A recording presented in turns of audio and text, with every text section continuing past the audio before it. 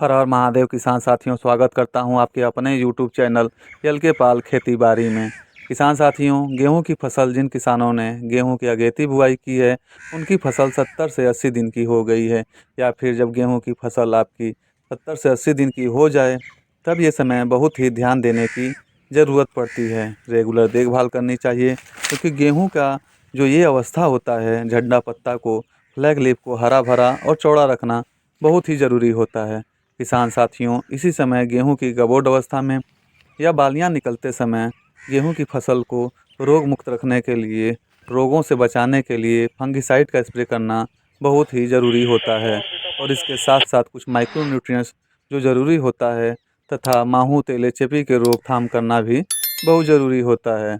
तो किसान साथियों, आज का जो हमारा वीडियो होगा, वो गेहूँ की फसल में कौन सा फंगिसाइड डालना चाहिए, कौन सा माइक्रो न्यूट्रिएंट्स डालना चाहिए, तथा कौन सा कीटनाशक लें जिससे कि हमारी गेहूं की बालियां लंबी, दाना मोटा तथा चमकीला बने, उनमें दाने का भराव पूरी तरह से तथा अच्छे से हो। तो किसान साथियों, वीडियो में अंत तक बने रहें और वीडियो को लाइक कर दें। और चैनल पर पहली बार आए हैं तो प्लीज़ चैनल को सब्सक्राइब कर दें, क्योंकि खेती बाड़ी से संबंधित जानकारी आपको समय समय पर यहाँ मिलती रहती है। किसान साथियों, सबसे पहले बात करेंगे कि फंगिसाइड का स्प्रे करने से गेहूं की फसल पर उसका क्या रिजल्ट मिलता है, या कहें तो फंगिसाइड का क्या रोल होता है गेहूं में स्प्रे करने पर इस अवस्था में।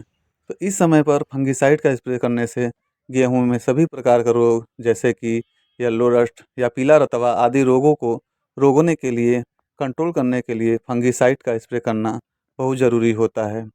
अब कुछ किसान भाई सोच रहे होंगे कि ये समस्या तो हमारे खेत में है ही नहीं, या इस प्रकार की समस्या तो हमारे फसल में होती ही नहीं है।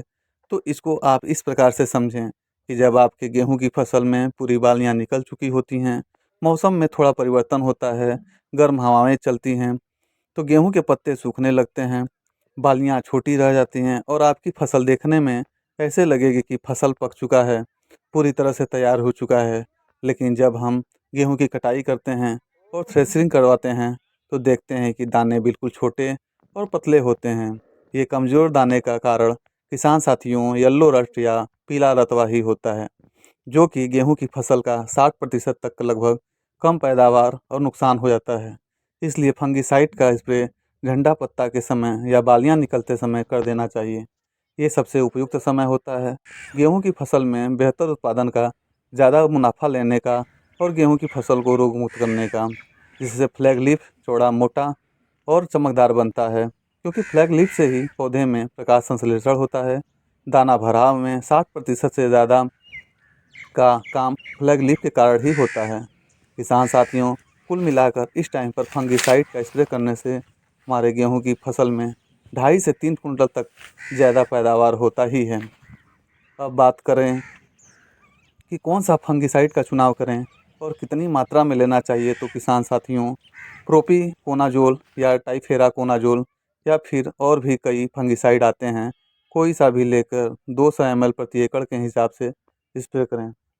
इसके अलावा माहू तेले चेपी के रोकथाम के लिए थाइमस 25% WG या 30% वाला FS, इनमें से कोई एक लेकर 100 ml प्रति एकड़ के हिसाब से स्प्रे करें।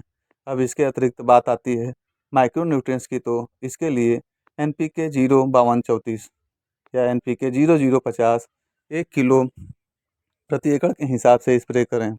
तो इस तरह से किसान साथियों, इस स्ट्रेटजी को आप फॉलो करके 2.5 से 3 कुंटल ज़्यादा उत्पादन ले सकते हैं। किसान साथियों, वीडियो कैसी लगी कमेंट करके ज़रूर बताएं। धन्यवाद।